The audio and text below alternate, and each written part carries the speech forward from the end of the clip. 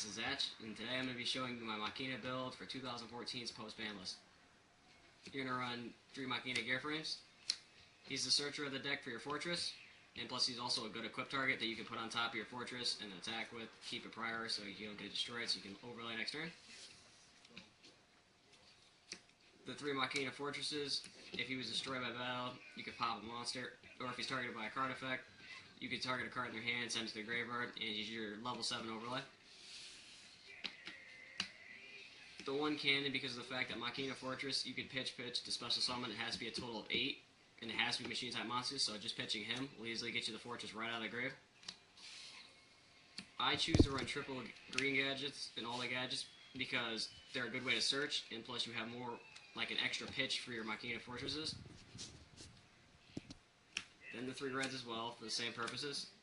And the yellows, because they're your forward spams that allow you to go into your Gillen X that allows you to search, or if you're in a type predicament, a Mace Stroke.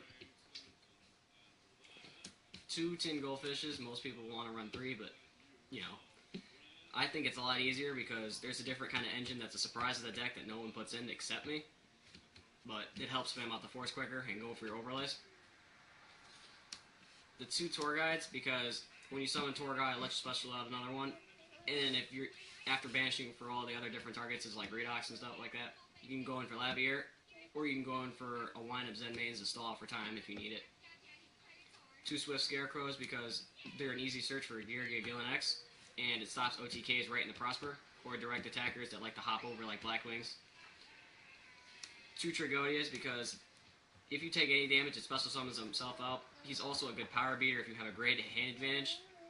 Or if you want to be a jerk sometimes, you could pitch like level 7, take control of someone else's Dragon Ruler, overlay for your target, and then you have your rank 7 out there already. And it also manipulates in the graveyard as well as level.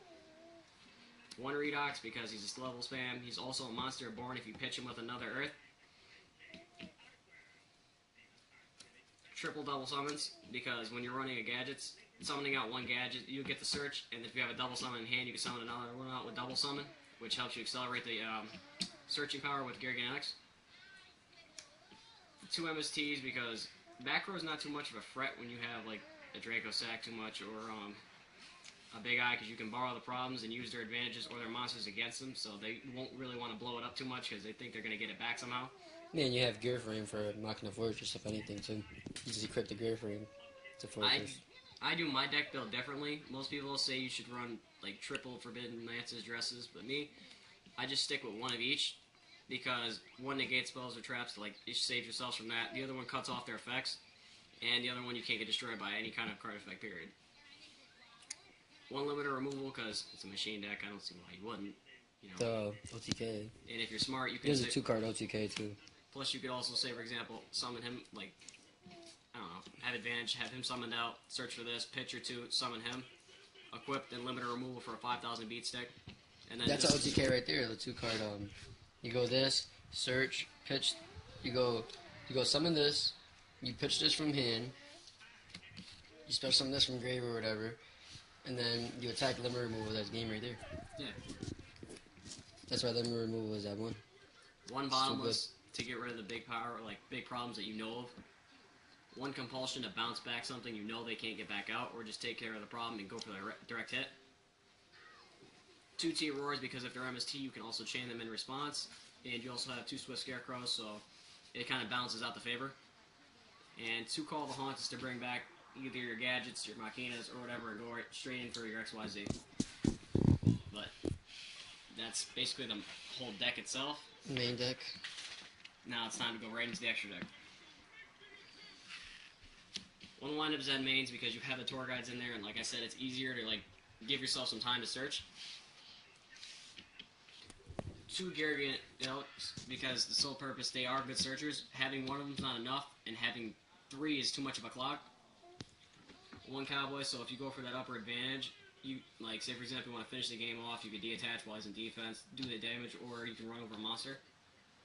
Steel Swarm Roach, you can stop their summonings and abuse your summonings as well, so you're basically laughing at them while you're doing your thing and they can't. Diamond Dire Wolf, you can overlay and then use his effect to target himself and another card on the field and destroy it. Black Ship of Corn is good for like taking out their monsters that's under the attack and inflicting damage at them as well. Poplar Operative, just to change, see what their face down defense position monsters are, so in case you run into a Spare Reaper, you can see what it is and use it against them later on.